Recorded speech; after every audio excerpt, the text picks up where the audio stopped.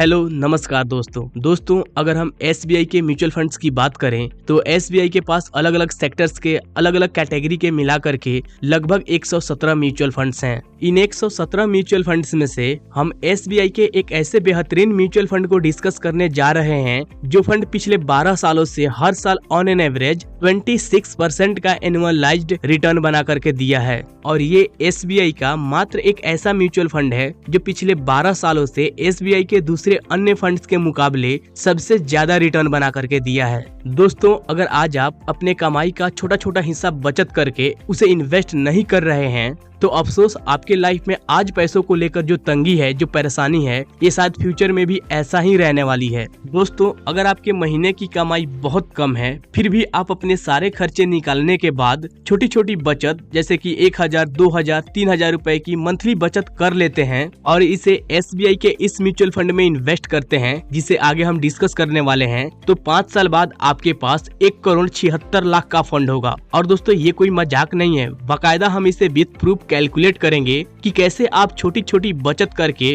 Future में अपने लिए इतना बड़ा फंड बना सकते हैं जिसे फ्यूचर में आप अपने बच्चों के हायर एजुकेशन के लिए, उनके शादी के लिए या फिर आप अपने रिटायरमेंट जैसी कई सारे सपनों को पूरा कर सकते हैं। तो मैं ये उम्मीद करता हूँ कि आप इस वीडियो को बिना स्किप किए हुए एंड तक जरूर देखेंगे। और हाँ, आपने अभी तक इस वीडियो को लाइक नहीं किया है तो प्लीज एक लाइक जरूर कर दीजिए। तो चलिए इस वीडियो को स्टार्ट करते हैं। दोस्तों एसबीआई का यह म्यूचुअल फंड 1 जनवरी 2013 को लॉन्च हुआ था। इस फंड का करंट एनएवी है 203 रुपए। अगर हम इस फंड के पिछले 12 सालों के परफॉर्मेंस के ऊपर नजर डालें तो लास्ट ईयर ये फंड 29.09% का एनुअलाइज्ड रिटर्न बना करके दिया है। लास्ट 5 इयर्स में 28.47% का, लास्ट 10 इयर्स में 22.69% का। एंड ये फंड अपने लॉन्च डेट से अभी तक हर साल ऑन एन एवरेज 26.09% का एनुअलाइज्ड रिटर्न बना करके दिया है। दोस्तों अगर हम इस फंड में इन्वेस्टमेंट डिटेल्स की बात करें तो इस फंड में आप वन टाइम मिनिमम 5000 रुपीज से अपने इन्वेस्टमेंट की शुरुआत कर सकते हैं एंड मैक्सिमम का कोई लिमिट नहीं है। एसआईपी इन्वेस्टमेंट की बात करें तो आप मिनिमम 500 रुपीज से अपने एसआईपी की शुरुआत कर सकते हैं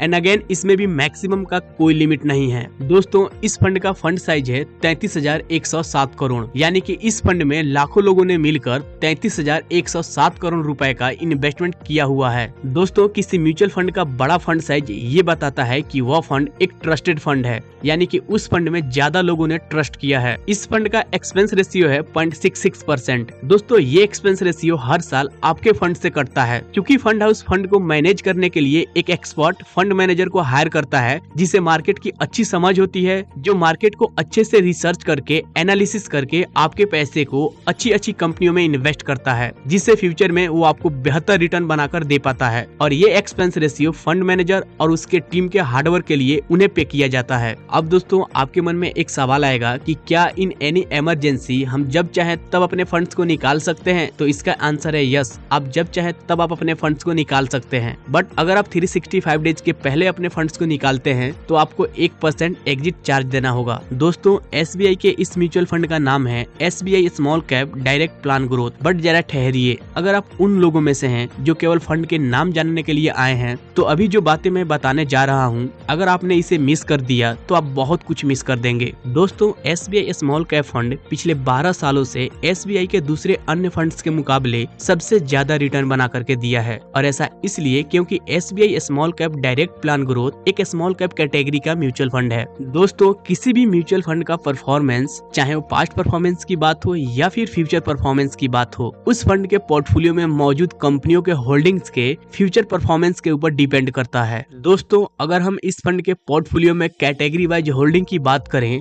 तो लार्ज कैप में इस फंड का 0% का होल्डिंग है, मिड कैप में 64% का एंड स्मॉल कैप में 35% का होल्डिंग है। दोस्तों होल्डिंग से ये पता चलता है कि इस फंड के पोर्टफोलियो में जो भी कंपनियां हैं ये सभी कंपनियां small cap and mid cap category की कंपनियां हैं। दोस्तों स्मॉल कैप और मिड कैप कंपनियों का ग्रोथ पोटेंशियल लार्ज कैप कंपनियों के मुकाबले बहुत ज्यादा होता है। ऐसा इसलिए क्योंकि स्मॉल कैप और मिड कैप कंपनियों का मार्केट साइज लार्ज कैप कंपनियों के मार्केट साइज के मुकाबले बहुत कम होता है। जिसके वजह से इन कंपनियों का शॉर्ट टर्म में ही कई गुना ग्रोथ होने के चांसेस ज्यादा होते हैं। इसलिए स्मॉल कैप और मिड कैप कंपनियां लार्ज कैप कंपनियों के मुकाबले ज्यादा रिटर्न बनाकर दे पाती है, बट वहीं रिस्क के मामले में स्मॉल कैप और मिड कैप कंपनियां लार्ज कैप कंपनियों के मुकाबले ज्यादा रिस्क कैरी करती है। ये ज्यादा वॉलेटाइल होती है, बट ये रिस्क उन लोगों के लिए है जो डायरेक्ट किसी पर्टिकुलर सिंगल कंपनी में इन्वेस्ट करते हैं, क्योंकि उनका प्रॉफिट एंड लॉस एक ही कंपनी के फ्यूचर परफॉर्मेंस के ऊपर डिपेंड हो जाता है। वहीं जब आप इनडायरेक्टली म्यूचुअल फंड्स के थ्रू इन्वेस्ट करते हैं तो इसके दो बड़े फायदे होते हैं। पहला, जैसा कि SBI स्मॉल कैप फंड के पोर्टफोलियो में टोटल 58 स्टॉक्स हैं, यानी कि ये फंड आपके पैसे को वेल डाइवर्सिफाइड तरीके से अलग अलग 58 कंपनियों में इन्वेस्ट करता है। अब जरा आप सोचिए कि इन 58 कंपनियों में से कोई 2-4 कंपनियां बैंकरप्ट हो जाए, डूबने लगे। हालांकि फंड मैनेजर इस दिन का इंतजार तो नहीं करेगा, बट फिर भी मान लीजिए कि ऐसा कुछ हो जाए तो मेरे ख्याल से आपके फंड के ऊपर कोई खास फर्क नहीं पड़ेगा। इसीलिए दोस्तों, म्यूचुअल फंड इन्वेस्टिंग डायरेक्ट किसी पर्टिकुलर सिंगल स्टॉक इन्वेस्टिंग के कंपैरिजन में कम रिस्की होता है। और दूसरा फायदा यह है कि यहाँ आपके फंड को एक फंड मैनेजर मैनेज कर रहा होता है, जिसका स्टॉक मार्केट में एक्सपर्टीज होती है, जो मार्केट को अच्छे से समझता है कि उसे कब किस कंपनी में एंट्री लेनी है और कब किस कंपनी से एग्जिट करना है, और ये सारा काम फंड मैनेजर का होता है। वहीं जब आप डायरेक्ट किसी स्टॉक में किसी कंपनी में इन्वेस्ट करते हैं तो सारा दिन आपको अपने पोर्टफोलियो को ट्रैक करते रहना होता है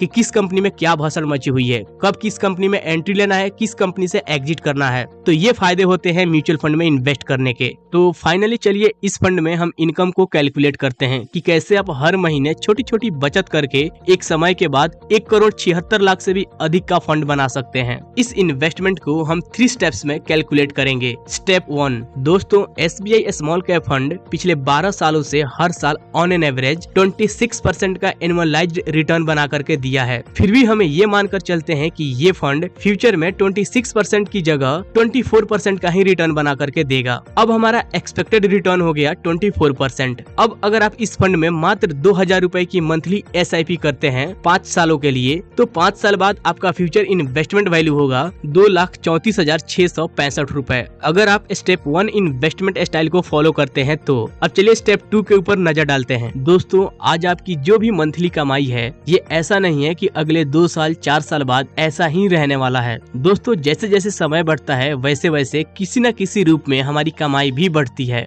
अब जैसे जैसे आपकी कमाई बढ़ेगी वैसे वैसे अगर आप अपने मंथली SIP को हर 1 साल बाद 10% इंक्रीज करते हैं, यानी कि हर 1 साल बाद 10% का स्टेप अप SIP करते हैं। जैसे मान लीजिए कि पहले साल के पूरे 12 महीने आपने 2,000 रुपए की मंथली SIP करी। अब नेक्स्ट ईयर से आप 2,000 का 10% यानी 2,200 रुपए से पूरे 12 महीने SIP को कंटिन्यू करेंगे। इसी तरह हर साल आप अपने SIP को 10% इंक्रीज करेंगे। तो सेम एक्सपेक्टेड रिटर्न पे 5 साल बाद आपका फ्यूचर इन्वेस्टमेंट वैल्यू होगा 2,72,906 रुपए, अगर आप स्टेप 2 इन्वेस्टमेंट स्टाइल को फॉलो करते हैं तो। लेकिन दोस्तों, मैंने तो आपसे 1,76,00,000 रुपए का वादा किया था, तो इस फंड को प्राप्त करने के लिए आपको स्टेप 3 इन्वेस्टमेंट स्टाइल को फॉलो करना होगा। दोस्तों, इन्वेस्टमेंट करके बहुत सारे पैसे बनाए जा सकते हैं, ये सच है, बट इसके लिए आपके पास 2 चीजों में से कोई एक चीज होना चाहिए, बहुत पैसा या फिर बहुत समय। दोस्तों, अगर अब आप केवल अपने इन्वेस्टमेंट ड्यूरेशन को 5 साल की जगह 20 साल कर देते हैं तो सेम इन्वेस्टमेंट पे 20 साल बाद आपका फ्यूचर इन्वेस्टमेंट वैल्यू 1,76,00,000 का बन जाएगा। दोस्तों, जब आप लंबे समय तक इन्वेस्ट करते हैं तो आपका पैसा कंपाउंड होता है और कंपाउंडिंग से तेजी से ग्रो होता है। दोस्तों, ये कोई रिकमेंडेशन नहीं है, आप खुद भी इस फंड के रिगार्डिंग रिसर्च कर सकते हैं, अपने फाइनेंशियल एडवाइजर से हेल्प ले सकते हैं। सो फिर मिलते हैं नेक्स्ट वीडियो में। Till then keep learning and keep earning.